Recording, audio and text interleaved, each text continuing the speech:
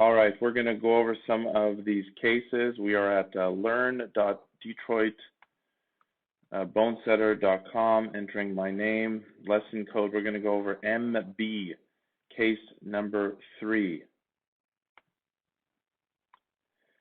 This is a patient from my institution at home who had a high-speed motor vehicle collision, has bilateral femur fractures, pelvic ring injury, left femoral neck fracture. Left side was open, has segmental comminution, and had a retrograde nail. And we performed a postoperative CT to assess the rotation, as it's very difficult to obtain a correct rotation after segmental fractures.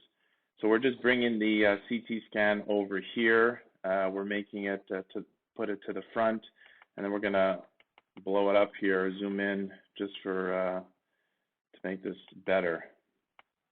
So we'll start with the right side, and we'll start drawing an angle, a line of best fit down the femoral neck, and then a reference line parallel to the floor. And you can adjust this to make that as best as you can.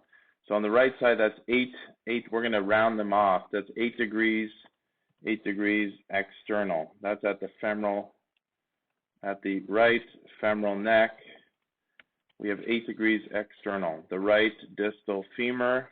So we're going to draw another angle. This is the right distal femur. Whoops, just back up there. Angle, right distal femur. And make this parallel to the floor. Maybe adjust that a little bit. The right distal femur is 14 degrees. 14 degrees externally rotated. The right ankle. So we'll go down to the right ankle. You can either do a line perpendicular to the syndesmosis,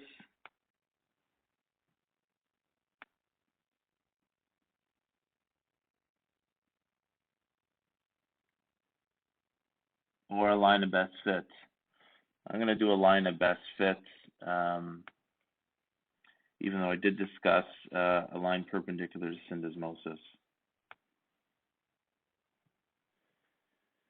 Okay, so that's 54 degrees externally rotated. Now we got to figure out the net version at the femoral neck.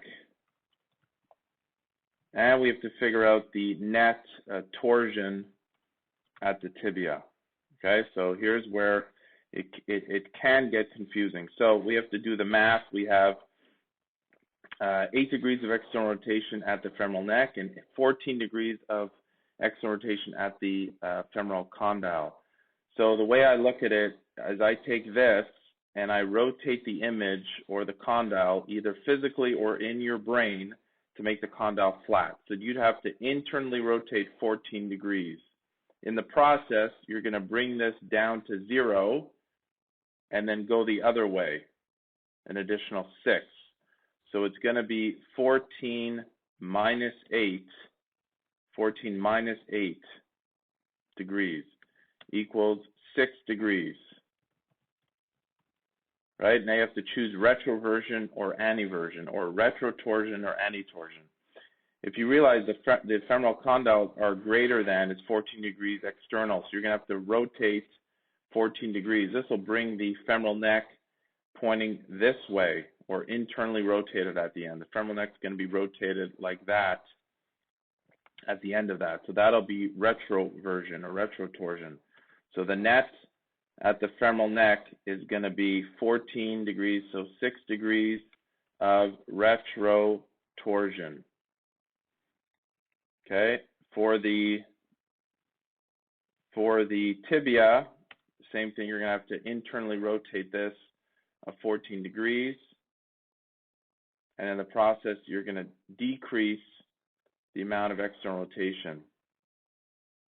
This will go internally rotated. So you'd have to take 54 minus 14, or 40 degrees of external tibial torsion.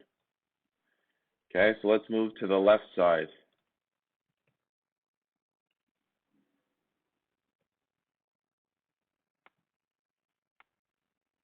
On the left side, we're going to do a line of best fit down the femoral neck canal,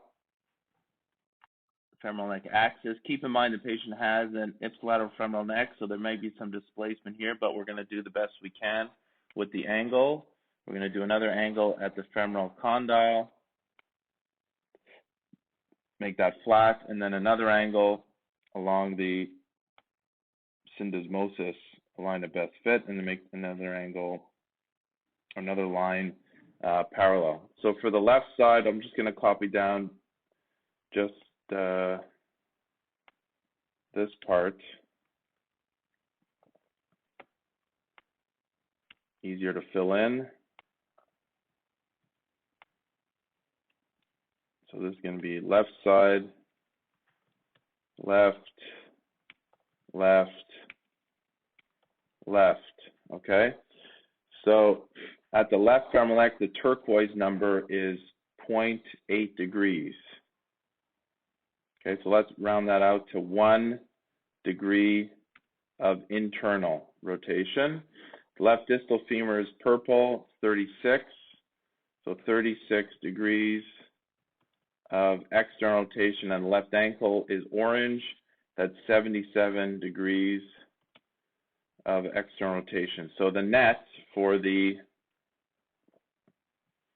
femoral neck, again, think of the femoral condyle. You're going to have to internally rotate this 36 degrees. As you do that, you're going to further internally rotate the femoral neck. So when the femoral condyle is going to be flat, this is going to be increased with internal rotation. So it's going to be 36 plus 1 equals 37 degrees of, again, the femoral condyle is going to be flat. This is going to be pointing down like that. That is called retrotorsion.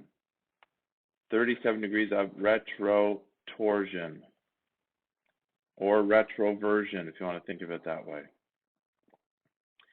At the ankle, this is from the other side, at the ankle, we're going to internally rotate this by 36 degrees. This is at 77, so we're going to internally rotate that. So then it's going to be 36 minus 77. I need a calculator for that. 36 minus 77 is 41 degrees. You'll still have external rotation left. So 41 degrees of external tibial torsion.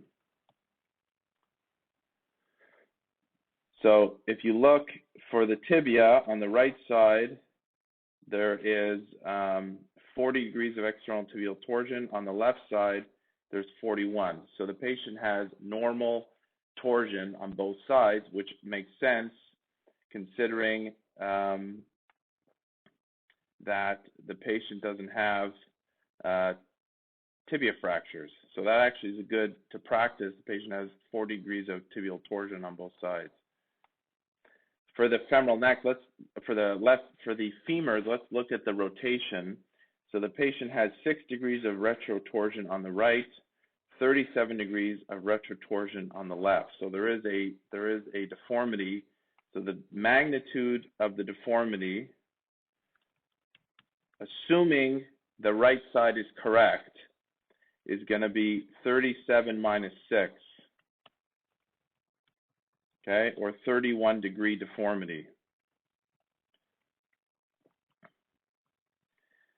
Okay, so that's point number one. Point number two is which direction is that? So just keep in mind, retrotorsion is an external rotation deformity of the distal segment. Or you could say the distal segment is 31 degrees externally rotated. Okay, so point number three, if the patient is indicated for correction, you would need to internally rotate the distal segment 31 degrees to match the other side. And again, assuming that the patient has normal 6 degrees of retroversion. If the patient had a simple fracture, let's say the right femur was open reduced and clicked in, and we know the rotation is perfect, that's how you'd correct that deformity. All right, thank you very much, guys, and have a great day.